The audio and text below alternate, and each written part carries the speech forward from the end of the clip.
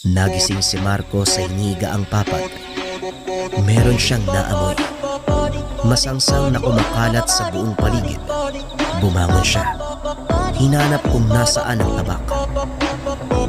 Lolo? Lolo Carpio, nasan kayo? Hinanap niya si Lolo Carpio.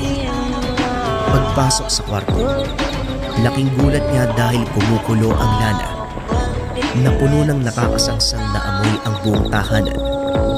Dito na nagsimulang pagpawisan ang binata. Lumabas siya sa pintuan. Nagulat sa nakita.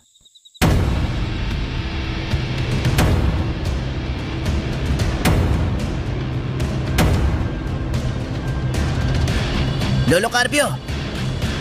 Nang mga sandaling iyon, alam ni Marco na hindi kayang labanan ni Lolo Carpio ang maraming aswang. Sobrang daming nakapalibot sa kanila. Ibigay mo sa amin ang apo mo, kapalit ng mga aswang na pinatay niya. Matagal na kayong tinik sa aming lalamunan. Sumusobra na ang mga gawain niyo, tao. Buhay ng kaangkan namin ang nawala. Kaya't buhay din ang kapalit. Binabalaan ko kayong lahat.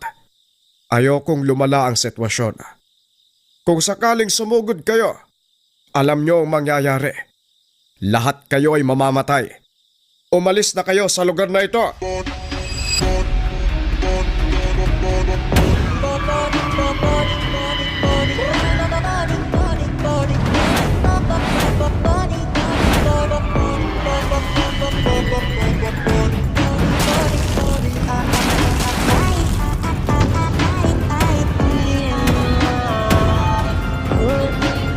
Sinabihan ko na kayo pero hindi kayo nakinig.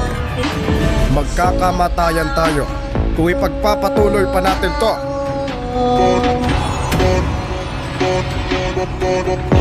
Body,